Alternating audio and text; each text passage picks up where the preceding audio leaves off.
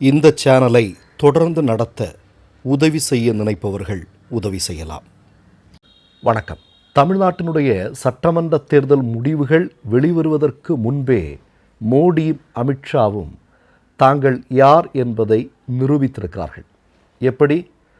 தமிழ்நாட்டில் இருக்கக்கூடிய ஒரு மிக முக்கியமான கட்சியை அதனுடைய ஆயுளை முழுமையாக முடித்திருக்கிறார்கள். அதாவது நேற்றைய தினம் உங்களுக்கெல்லாம் நல்லா தெரியும், எடப்பாடி பழனிசாமி அதிமுக கூட்டணியில் அங்கம் வகிக்கக்கூடிய கட்சிகளுக்கான தொகுதிகளை அறிவித்தார். அதில் தமிழ் மாநில காங்கிரஸ் என்று சொல்லக்கூடிய மூப்பனார் அவர்களால் ஆரம்பிக்கப்பட்ட கட்சி, இன்றைக்கு அவருடைய பையன் ஜி.கே. வாசன் கையில் இருக்க அந்த கட்சி. இந்த ஜி.கே. வாசனுடைய தமிழ் மாநில காங்கிரஸ் என்று சொல்லக்கூடிய கட்சிக்கு 5 தொகுதிகள் ஒதுக்கப்பட்டிருந்தது. இந்த 5 தொகுதிகளிலுமே தாமரை சின்னத்தில் அவர்கள் போட்டியிடுவதாக அறிவித்திருக்கிறார்கள். நீங்கள் நல்லா கேட்டுங்க, தாமரை சின்னத்தில் போட்டியிடுகிறார் என்று ஒத்துக்கொண்டால் அதனுடைய பொருள் இனிமேல் தமாக என்று சொல்லக்கூடிய கட்சி இல்லை என்பதுதான். நான் சொல்கிறது எலெக்ஷன் கமிஷனுடைய சட்டத்திட்டங்களின் படி. அப்படி என்றால் நான் என்ன முதல்ல சொன்ன மாதிரியே தமிழ்நாடு சட்டமன்ற தேர்தல் முடிவுகள் வர்றதுக்கு முன்னாடியே ஒரு கட்சியினுடைய சோலியை ஒட்டுமொத்தமாக முடித்திருக்கிறார்கள் மோடியும் அமித்ஷாவும் என்பதுதான் உண்மை. இப்போ ஜி.கே. வாசனுடைய தகப்பனார் மூப்பனார் இருக்கிறார் இல்லையா, அவர் எதற்காக தமிழ் மாநில காங்கிரஸ் என்று சொல்லக்கூடிய ஒரு கட்சி ஆரம்பித்தார் உங்களுக்கெல்லாம் நல்லா தெரிஞ்சிருக்கும். அதாவது தேசிய கட்சிகளுடைய ஆதிக்கம் இருக்கக்கூடாது என்றும் மாநில கட்சிகள் வலுவாக இருக்க வேண்டும் அப்படிங்கிறதுக்காகத்தான் தமிழ் மாநில காங்கிரஸ் என்று சொல்லக்கூடிய கட்சியை அவர் ஆரம்பித்தார். அவர் ஒரு பழமையான ஒரு காங்கிரஸ்காரர்.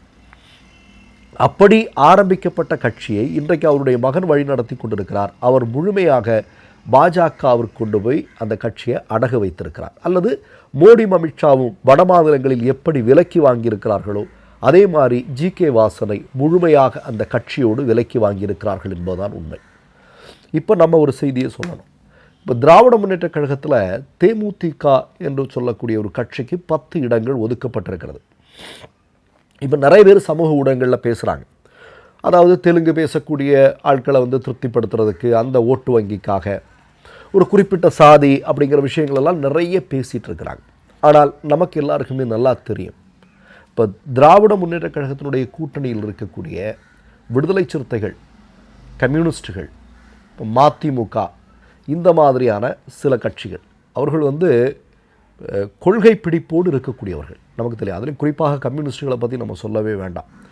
ஆர்எஸ்எஸ் என்று சொல்லக்கூடிய இந்த இந்தியாவிற்கே மிகப்பெரிய அளவில் ஆபத்தை விளைவிக்கக்கூடிய ஒரு சித்தாந்தம், ஒரு சாதி கட்சி, ஒரு சாதி அமைப்பு, அது பின்னாளில் ஆர்எஸ்எஸ்ஸாக உருவெடுத்து பிறகு பாஜகவை மாறி இன்றைக்கு வரைக்கும் நீங்கள் பார்க்கும்போது அதோடு எந்த விதத்திலும் ஒட்டும் உறவும் இல்லாமல் இருந்த ஒரு கட்சி என்று சொன்னால் அது கம்யூனிஸ்ட் கட்சி தான். அதில் யாருக்கும் எந்த கருத்து வேறுபாடும் இருக்க வாய்ப்பில்லை.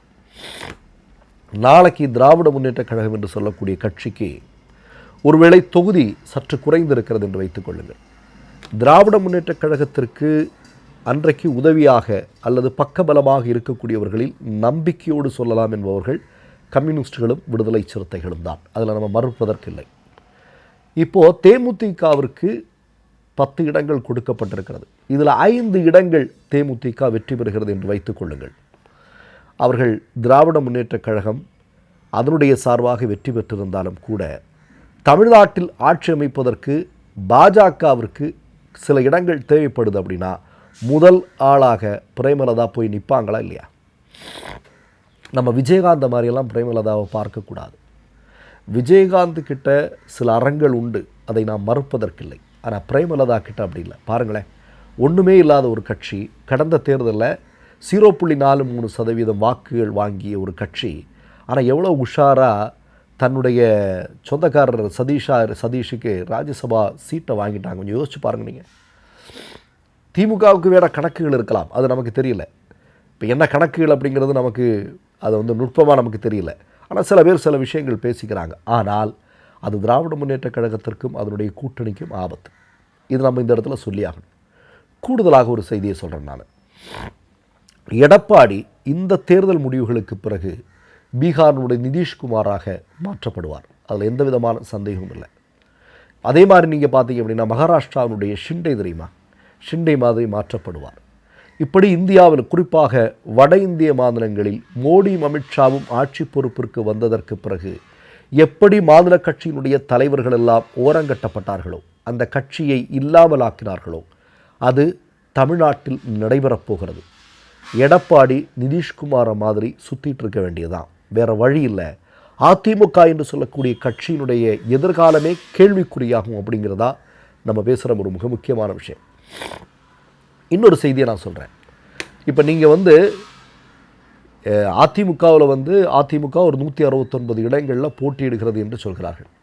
இப்போ அதிமுகவில் இருக்கக்கூடிய பல நபர்களே நீங்கள் பார்த்தீங்கன்னா பாஜக சார்புடையவர்கள், அதில் எந்த விதமான சந்தேகமும் இல்லை.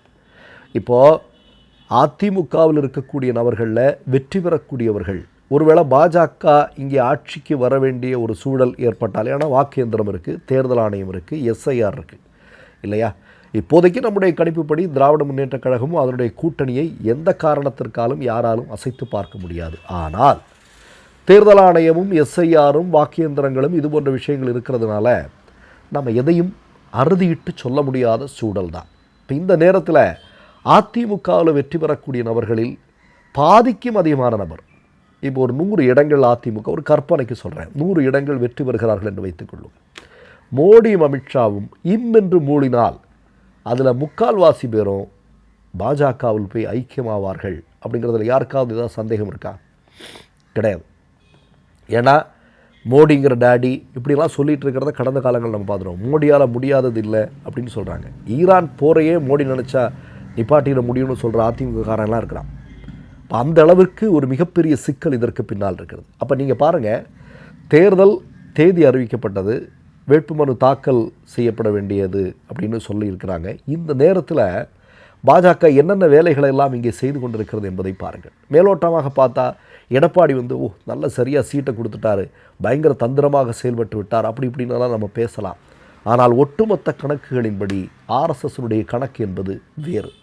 அதில் திராவிட முன்னேற்ற கழகத்தினுடைய கூட்டணியில் இருக்கக்கூடிய தேமுதிக ஆகட்டும், பன்னீர்செல்வம் ஆகட்டும், இந்த குரூப் எல்லாமே எந்த பக்கம் எந்த நேரத்தில் வேண்டுமானாலும் போவதற்கான வாய்ப்பு உண்டு.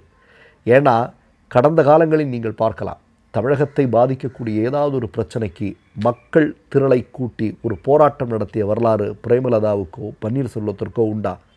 கிடையாது. ஏதாவது உண்டா? வருவாங்க, ஏதாவது 2 அறிக்கைகளை கொடுத்துட்டு போகிறதா அவர்களுடைய வழக்கமாக இருக்கிறது. அப்போது ஒரு மிகப்பெரிய அளவிலான தந்திரம் இதற்கு பின்னால் செயல்பட்டு கொண்டிருக்கிறது என்பதை திராவிட முன்னேற்றக் கழகமும் அதனுடைய கூட்டணி கட்சிகளும் புரிந்து கொள்ள வேண்டியிருக்கிறது. குறிப்பாக திமுக தற்போது ஒதுக்கி இருக்கக்கூடிய இந்த தொகுதி உடன்பாட்டில் மிகப்பெரிய சலசலப்பு ஏற்படுகிறது. இது கூட்டணியுடைய வெற்றியை பாதிக்காதவாறு என்ன பண்ணலாம் அப்படிங்கிறத திராவிட முன்னேற்றக் கழகத்தினுடைய தலைமை முடிவு செய்ய வேண்டியிருக்கிறது. இப்போ மக்கள் நீதி மையமாகட்டும், 2 கம்யூனிஸ்ட் கட்சிகளுக்கு ஒதுக்கப்பட்ட தொகுதிகளாகட்டும், இப்படி பல்வேறு விஷயங்களை நம்ம சொல்லிகிட்டே போகலாம் இல்லையா? இப்போ அதையெல்லாம் சரி செய்ய வேண்டிய ஒரு பொறுப்பு திராவிட முன்னேற்றக் கழகத்திற்கும் அதனுடைய கூட்டணி கட்சிகளுக்கும் இருக்கிறது. இல்லை என்றால் இவர்கள் சூழ்ந்து நிற்கிறார்கள் நம்மை, எப்போ எந்த வழியில் உள்ளே வரலாம் அப்படின்னு.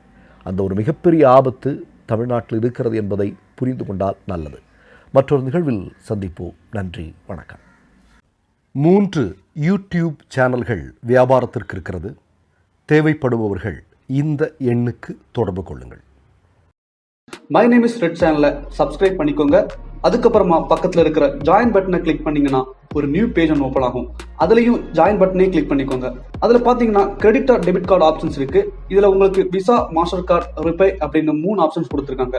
அதுல நீங்க எந்த கார்டு சூஸ் பண்றீங்களோ அந்த கார்டோட நம்பர் என்டர் பண்ணிக்கோங்க. அப்புறமா கார்டோட வேலிடிட்டி மந்த் அண்ட் இயரை டைப் பண்ணிக்கோங்க. அடுத்தபடியா உங்க கார்டோட பின்னால சிவிசி கோடுன்னு சொல்லிட்டு 3 நம்பர்ஸ் கொடுத்துருப்பாங்க. அந்த நம்பர் இதுல என்டர் பண்ணிக்கோங்க. அப்புறமா அட்ரஸ் அண்ட் இன்ஃபர்மேஷன் என்டர் பண்ணிட்டு பைங்கிற பட்டனை கிளிக் பண்ணிக்கோங்க. ஒருவேளை உங்க கார்டு நம்பர் இன்வாலிட்னு காமிச்சிச்சுன்னா உங்க கார்டுல இன்டர்நேஷனல் யூசேஜை எனேபிள் பண்ணுங்க.